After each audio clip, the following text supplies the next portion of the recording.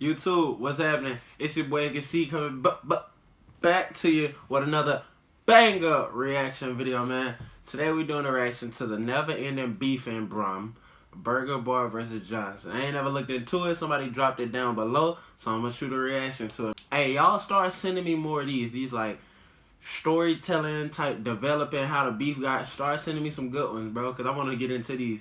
Like, subscribe if you ain't been here before, and comment anything you want me to do a reaction to in the future, man. But let's get straight to the video. It's 1985 in Birmingham, and the police officers slapped a fine notice onto an illegally parked car outside the cafe. When officers tried to arrest the man, he fled inside the cafe, where other people in the cafe started to protect the man and throw objects at the policeman. The violence started getting madder throughout the night, eventually turning into looting and even firebombs, which even resulted in two brothers. Hold up. He was finna say something crazy too. Nigga, did they just start a riot from, like, you know what I'm saying, a regular police stop? I gotta hear it again, but I don't know, I'm confused. Hold up, like, what? The cafe, where other people in the cafe started to protect the man and throw objects at the policeman. The violence started getting madder throughout the night, eventually turning into looting and even firebombs, which even resulted in two brothers who owned a local post office being burnt to death. This took place in the Handsworth district of Birmingham, where unemployment was rife, and the large majority of the population was either Caribbean or Asian. This riot breeded a Caribbean gang in the district, which was eventually used to protect each other against the highly racist police and white supremacists. The gang were called Inch High, and they started to become quite notorious after two members were charged for the double murder of the two brothers who were burnt alive in their post office. So, as I said before, Inch High was starting to become more notorious after two members were charged for the double murder. Members from Inch High started hanging outside a Caribbean restaurant in Birmingham called Johnson's Caribbean Takeaway. They started to call themselves the Johnson Crew, or Johnnies for short. This was in the 90s when the crack and heroin market started booming in Birmingham, and the Johnnies wanted a piece of it, so started running. Oh yeah, see? Yeah, it got ugly after that. Crack, one thing, you know what I'm saying? Crack them up. But heroin too? Yeah, so they finna take over the streets. A lot of violence is about to happen, my people. The drugs market and controlling security at some nightclubs where their drugs would be served, using violent tactics to take over Jamaican yardies who once ran the drugs in the city. But in 1992, tensions between members of the Johnnies were starting to mount after a member called Super D was charged for murdering another member over a female. This caused half of the Johnson Crew to break off from the gang and form their own gang up the road. The locals started to call the break-off gang the Burger Boys, because they would rob stores and go back to the Burger Bar Cafe on Soho Road in Handsworth, Birmingham, which was not too far from the Johnson's Caribbean Takeaway, where the original Johnson's members were chilled. There were also more tensions due to a number of other reasons, but the problem was the gangs didn't have a specific area where they were from. They just had takeaway spots they chilled at, and more time the opposing gangs would be living right next to each other in the same area, with the majority of them all growing up together and attending the same school. Then eventually both sides started picking areas which made more sense for them to wreck, mainly just because that's where the majority of the members lived. So the Johnny's crew started claiming two areas called Los Hills and Aston, while Burger Bar members started claiming two areas called Handsworth and Winston Green, leaving some members who couldn't move house to switch gangs depending on the area sometimes. By 1994, the beef was in full swing, and members from both sides started tit-for-tat shootings. The same year in April, a group of Johnson members made their way to a party in Newtown and knocked on the door to the party. A man called Keith Copeland opened the door, and immediately Johnson members shot him in the head with a shotgun. A Johnson's member named Ring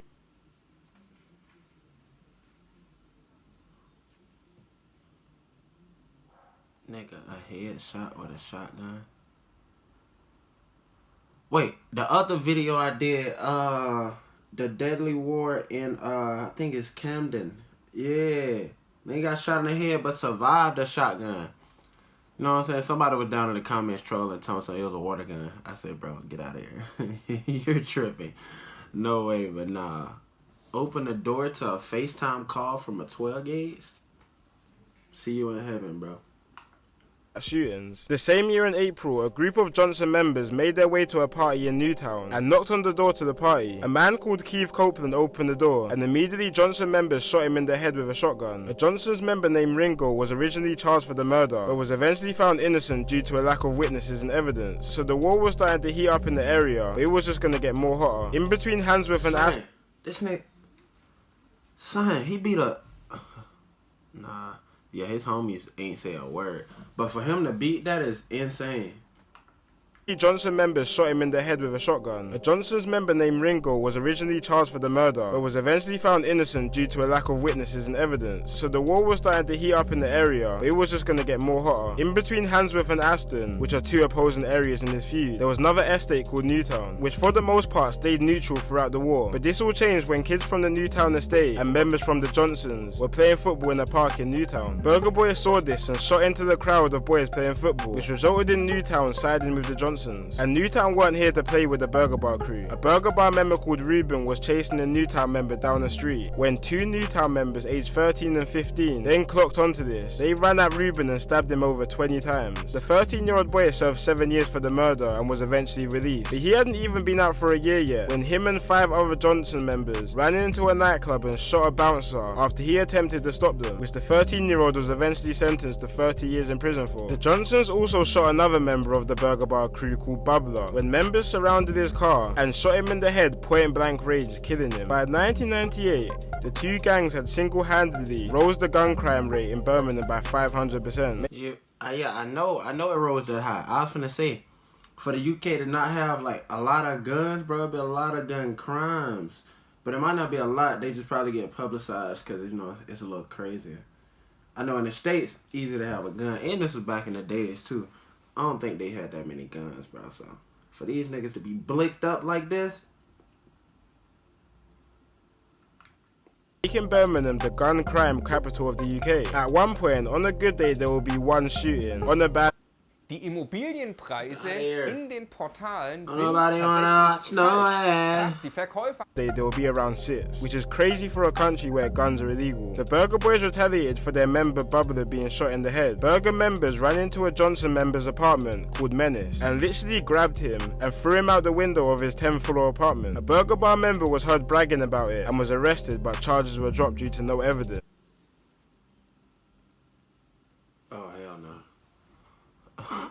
Oh, hell nah. To go out like that, nah, fool. Them ain't ops, bro. We gotta think of another word. Them ain't ops. We gotta find another word, bro. Somebody comment another word for ops, fool, cause these ain't ops, bro. They threw the nigga out the window, fool. Come on, bro. Think about you beefing with a nigga. They pull up with guns. They like, nah, we ain't gonna shoot this nigga. Hey, open the window. Bro, what's up? Will be around 6, which is crazy for a country where guns are illegal. The Burger Boys retaliated for their member Bubbler being shot in the head. Burger members ran into a Johnson member's apartment called Menace and literally grabbed him and threw him out the window of his 10th floor apartment. A Burger Bar member was heard bragging about it and was arrested, but charges were dropped due to no evidence. But the Burger Boys really wanted to show the Johnsons they mean business and ended 1999 with one of the most gruesome murders in this beef. It was New Year's Eve and a Johnsons member called Corey went into a party at Winston Green, which is the territory of his ops, which are the Burger Bar crew, but found no one. But next day there was another party in Handsworth, which is again part of the Burger Bar's territory. Corey entered the party armed with a bulletproof vest and a shotgun, like he's about to enter a war zone map. At the party, he bucked into some Burger Bar members who told him to come outside. The Burger Bar members waited for him outside the alley packed with guns, and Corey walked outside towards them and shot his shotgun for the first shot, shooting one member in the hip. Burger Bar members then massacred Corey in a rain of bullets, literally surrounding him, shooting him over 70 times altogether. Eventually, after he was shot so many... Nah, nigga, this shit sound like a video game. They out here playing Grand Theft Auto. Niggas getting head tapped in 70 shots. Bro, once you surround a nigga and shoot him so many times, I would think that you gonna think the bullets finna come hit you. Cause y'all shooting, nah, y'all, they did. Shot, shooting one member in the hip. Burger Bar members then massacred Corey in a rain of bullets, literally surrounding him, shooting him over 70 times altogether. Eventually, after he was shot so many times, a member even grabbed his own shotgun and began to start shooting Corey with it after he was dead. One of the men suspected of this murder was a Burger Bar member called Micah, who was actually shot himself a couple months after the murder of Corey. The police were working hard to try and get someone convicted for the massacre of Corey, because these murders and shootings were becoming more and more common, and no one was getting getting booked for them. Birmingham was starting to look like the Wild West. Police started begging witnesses to come through about the murder, and seeing that there was about 200 people at the party, police thought there would be enough witnesses for some people to try and go and testify against them. But the police underestimated the hold these two gangs had on the local population. Oh, I'm not coming forward. What I want to come forward for? You just saw what they just did to him? Yeah, what you think they're gonna do to me? Know what I'm saying? Come on, bro. And by the way, if I was out, nah, I ain't going to no party with them, no party near them, none of that. Nah, I'm in the crib. I'm really a homebody 100%. You ain't got to worry about it. Come on, bro. Hey, I might not even walk to the store by myself. I'm going to call my homie. Hey, bro, you trying to go to the store? Because these niggas is wildin'. 70 shots, plus picked up his shotgun and shot him more? Come on, bro. Yeah. These niggas is wow. Being that there was about 200 people at the party, police thought there would be enough witnesses for some people to try and go and testify against them. But the police underestimated the hold these two gangs had on the local population. Civilians were terrified of the two gangs, and snitching was one of the worst things you could get caught doing. Only one witness actually ended up testifying eventually, but all she said was that she saw one member with a gun earlier. But this wasn't enough to prosecute anyone. And again, there was another unsolved murder in the area. I ain't gonna cap, even she brave. I ain't coming forward with a peep. Nothing. Quiet as a mouse. I wouldn't even let them know I was at the party. But they might off me for even thinking about snitching on them. Like, what? They probably scared her. That's the reason she only said that. You know what I'm saying? She could have said way more. She could have gave a face. You know what I'm saying? They could have did a draw up. She could have doggone said, oh, yeah, I saw him there, too. She ain't do none of that. She said, yeah, I saw a member with a gun. Duh. They shot somebody 70 times. What you think they did it with? They fingers? Nah, one of them had a gun. The hell?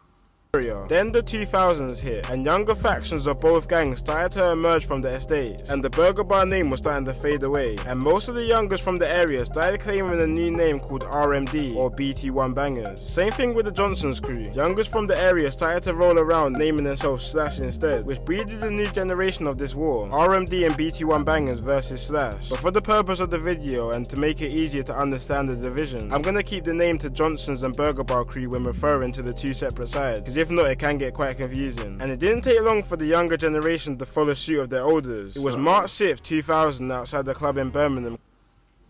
He talking about younger generation. Nigga, these niggas been there the whole time. They probably, I'm saying, yeah, they definitely was younger, but fool, you just went forward 1 year from when they massacred this one man. You were 1 year. Yeah, come on, bro. Called Fozzies, and for once it seemed like a peaceful night. It hit the club 6 AM closing time, and people started leaving the club. One of these people being a young father called Christopher Clark, who was known to chill with a few people associated with the Johnson crew. Around 10 younger members from the Burger Bar crew spotted Christopher and started bottling him, but then one member brought out a shank, which stabbed him twice in the chest, which reached through his heart and killed him, and then the killers ran away from the scene. Christopher was known to hate the Johnsons, especially because they used to bother his girlfriend. 4 out of the 10 members were eventually caught, one of these including a Burger Bar member called 13, who was named after his prison cell number. A Johnson's crew member actually managed to shoot 13. Oh shit. Oh my god. Bro. Y'all never fail to amaze me, bro. This nigga got a nickname from his prison cell. Bro, come on, bro. Nigga named 13. I'm thinking, you know what I'm saying? I don't know what it's gonna stand for, but 13? Come on, bro. This man named 13, bro. Leg for revenge, but he survived. 2 days after this shooting, 13 and 3 other members were arrested and charged for the murder, but all murder charges were eventually dropped and were lessened to a charge of I need their lawyer, bro. If I ever get into anything, I don't care, a home invasion and I have to fire my gun. If I get a speeding ticket and go to court, I want they lawyers, bro. They done got off every murder. I think 1 or 2 people that been to jail. It was a 13-year-old and one more. Or it might have been the group with the 13-year-old, but they the only group. They lawyers suck. I need whoever lawyer this is that keep getting all these cases. Yeah, I need him. Somebody, hey, drop his number down in the comments, bro. 2 days after. He the best in the whole world. Not in Europe, know what I'm saying? Not in UK, know what I'm saying? Not in the U.S. He the best in the whole world. I ain't never heard of nothing like this before.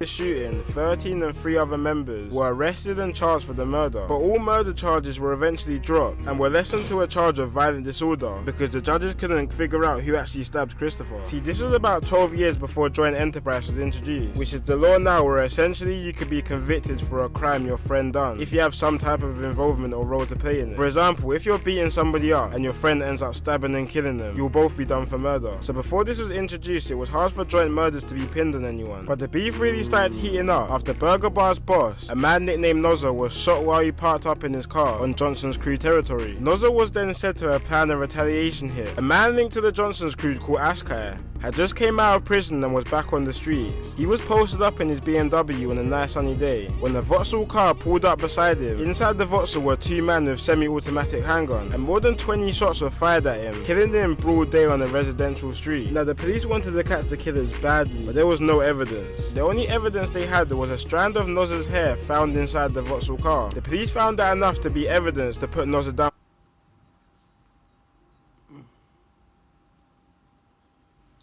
What is he doing in the car?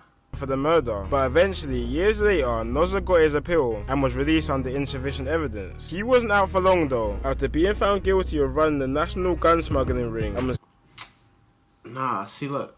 Alright, he couldn't beat that one. I ain't gonna cap. You got yourself in some shit. Gun smuggling? Yeah, if they catch you doing that, bye-bye. That nigga beat another case, bro. This man just beat another murder. He got let go because of insufficient evidence. I know y'all got some evidence on this man, bro. Some, you know what I'm saying? I ain't gonna cap, though. To find a nose hair, the detective that found that, I don't want him to be on my case. Please. given a life sentence for the second time in his life. Now let's fast forward to 5 months time. Remember 13, one of the members who was sentenced for his part of the murder of Christopher Clark. He had just been paroled from prison after serving 2.5 years and moved to a nearby town called West Bromwich and was trying to turn his life around and leave the gang life behind him. But as we know, he ain't get far enough. Y'all see how close he is to Birmingham? Nah. But the murder of Christopher Clark. He had just been paroled from prison after serving 2.5 years and moved to a nearby town called West. It ain't far enough. Y'all see Smethwick? Yeah, not far enough. West Bromwich? What he talking about? Not far enough, bro. You got hours. Like, I told y'all, I'm in Dubai. I gotta leave. Cause I know if they catch me, it's over. Bromwich and was trying to turn his life around and leave the gang life behind him. But as we know, the gang life doesn't work like that. When you're in, you're locked in for life. So 13, thinking he's starting a new life in the new town, started to hand out leaflets for a new promotional company he was trying to run. One of these leaflets going to 2 girls who had boyfriends of affiliates of the Johnson's crew. Real quick, one of the girls called their boyfriends and gave the drop on 13, and 2 members pulled up to the drop in a stolen BMW and fired 9 shots into 13, leaving him dead on the scene, which left both of the girls who set him up and the boys who killed him with life sentences. Then New Year's hit and the Johnsons were... Somebody snitched.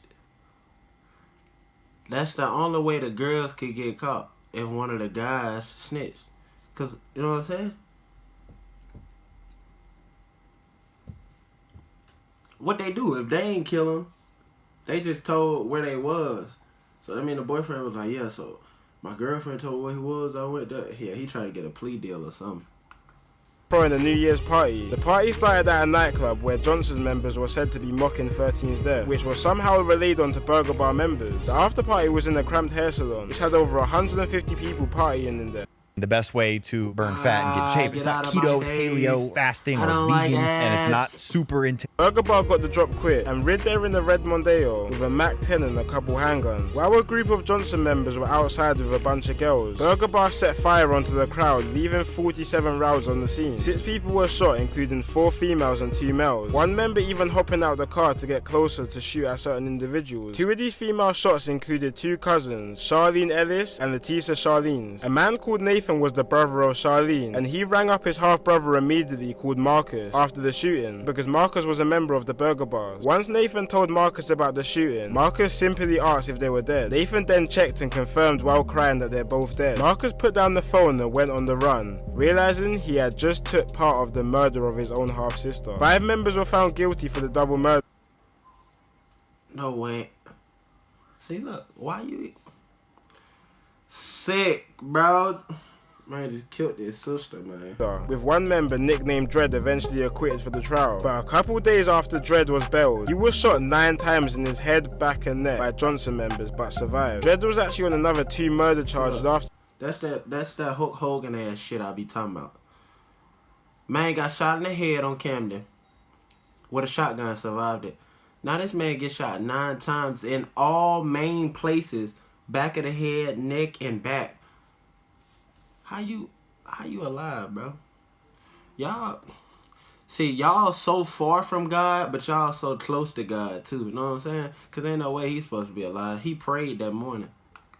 Member nicknamed Dread eventually acquitted for the trial. But a couple days after Dread was bailed, he was shot 9 times in his head, back and neck by Johnson members but survived. Dread was actually on another 2 murder charges after this, but both also got dropped, before he was eventually convicted and sentenced for his 4th murder charge in 2015 in an internal situation. So at this point there were countless tit-for-tat shootings and murders, which I could talk about for hours. But let's fast forward to 2004, when the Johnson's crew started to hit the booth under their new name Slash. These were in the Channel U days, which was a channel back in the day that used to broadcast all the new UK rap and grime tunes. It was pretty much the Link Up TV and GRM Daily before YouTube came out. And Slash started to get some serious traction on the channel, even collabing with the American group Dipset, which is something impressive to do back then to get recognition and even jump on a track with an American. The group started to rise some controversy as well though, when the member was shot dead in the middle of a music video for a track called Hardball after an internal dispute. And after Burger Bar members started making diss tracks back to the Slash crew, it was starting to become clear from the outside that Slash wasn't any normal music group. While this was all happening, there was more issues brewing up in the town. A 14-year-old black girl was caught stealing in the Asian hair shop and was supposedly dragged to the back of the shop and sexually assaulted by several Asian men. This took place in Newtown, which was an area affiliated with the Johnsons. So they rioted, burnt down and smashed up Asian shops around the town, which caused massive brawls between black and Asian people, resulting in one black guy.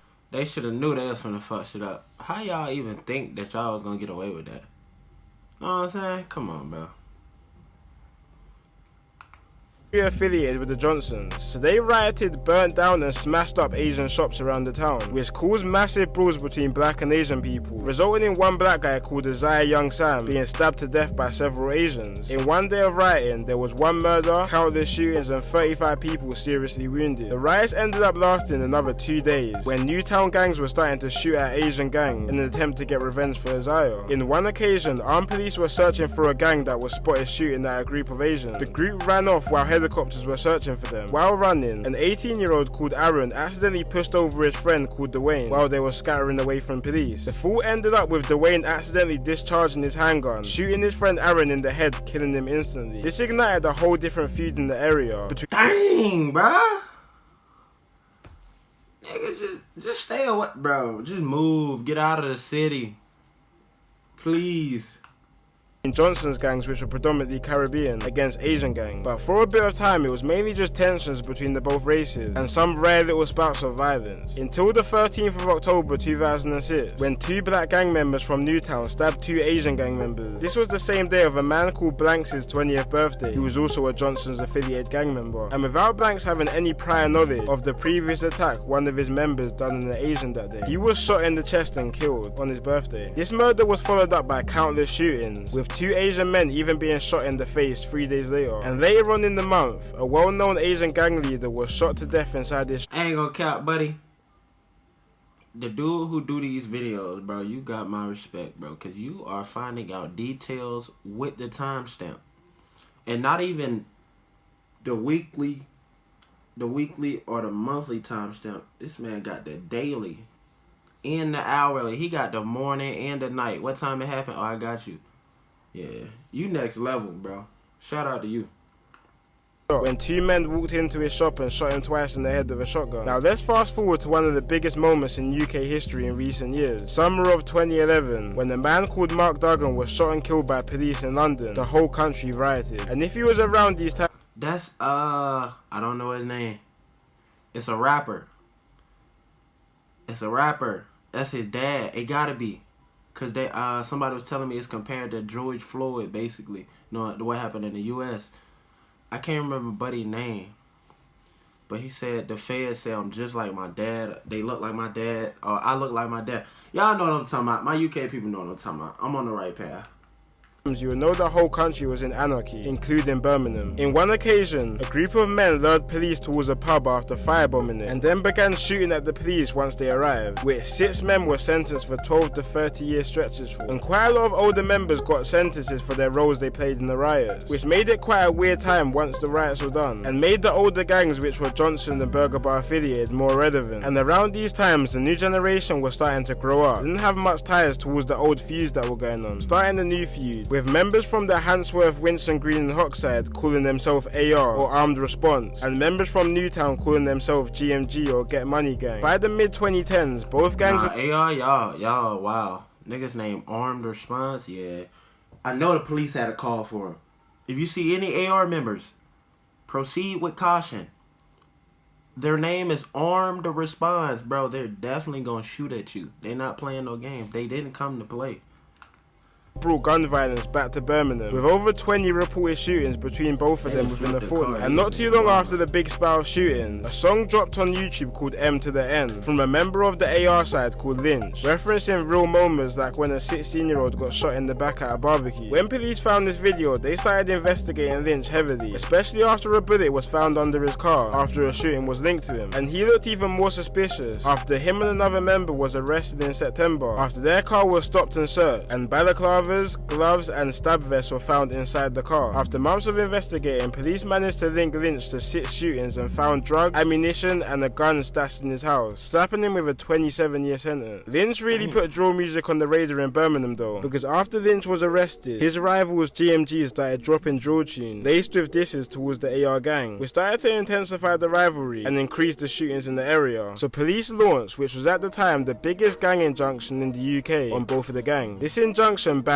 18 members from GMG and AR from Birmingham, despite them living and growing up in the city. And if they were caught in Birmingham, they'd be facing an instant 2-year sentence. This injunction also banned members from making Man said instant. That means soon as I see you and I catch you, 2 years. Just for being there? Come on, bro. music, which they believe to be one of the sources intensifying the beat. And if you look on YouTube, you'll find most songs from both sides are re-uploads, because the originals got removed from YouTube as part of the injunction. But this gang injunction wasn't stopping anything on the streets, so the police started getting more hands-on, sending out undercover officers to survey areas of high gang activity. In one occasion, undies were patrolling the block of the AR gang when 2 members from the AR gang fired 2 shots into the undies car, thinking it was the rival gang GMG lurking on their block, which makes sense why they thought that, because the beef in the area was as tense as ever. Not too long after this situation, GMG members were out looking for AR members in Winston Green. They were in a Ford Cougar, packed with members, and started shooting at a group outside the takeaway they thought were AR members. They didn't end up hitting anyone, so they were out looking for more members, when they found an AR member called K Rizzy's Mercedes parked outside his dad's house. So the GMG members let out fire onto his car, hitting K Rizzy's innocent passenger who was sitting inside the car. See, K Rizzy wasn't even in the car at the time. He was inside his dad's house, while his friend was sitting outside his. So when he came back and heard the news of his friend getting shot, he lost his head. The next day, K Rizzy and another AR member called Dazza were looking for revenge on GMG's block with a Mac 11. They found father of 4 Skelly outside a set of shops and let fire into him, killing him instantly, and both were eventually sentenced to life for this murder. Then the new wave of drill came to Birmingham, which was made. Hold on, so how are these other dudes getting like a certain amount of years, 15, 20, 30 years, but this nigga got life? I didn't think you could get life in the UK type shit. Led by a gang in Newtown called 9 Boys, who are linked with GMG. One artist which you might have heard of is called Trills. He blew up after getting 3.5 million views on his hit song Birmingham City, and his name was even more hot when in March of this year he was stabbed in the head by AR members. Well, this was actually a revenge attack after 6 schoolboys from Newtown and Aston rid out to Handsworth in a 7-seater car, shooting and stabbing a 15-year-old AR member called K1 while he was talking to his girlfriend outside his house. Currently, 4 youths between 14 to 17 have denied murder, and they will go to trial in October. Now, there's been quite a few more situations of deaths which have happened recently, but I'm not going to cover them in this video. But this war has been going on for longer than 25 years and isn't going anywhere, and I'm pretty sure some of the gang members who rep both sides now don't even know about half the people which have died for the same gang they rep. So guys, just think about that next time you find yourself in these situations. It's been your boy Kid Nerd, and peace out. Hey, shout out to the boy Kid Nerd for the video. Shout out to y'all for clicking on the video. Hey, this was a long one. Thank y'all for sticking all the way. Let me know some more videos like this. This joint was tough. It was hard. Gave me a lot of UK knowledge. But y'all let me know what y'all think about the video, man. Comment down below. Don't forget to subscribe. And don't forget to leave a like. It's your boy, you can see. And I'm out.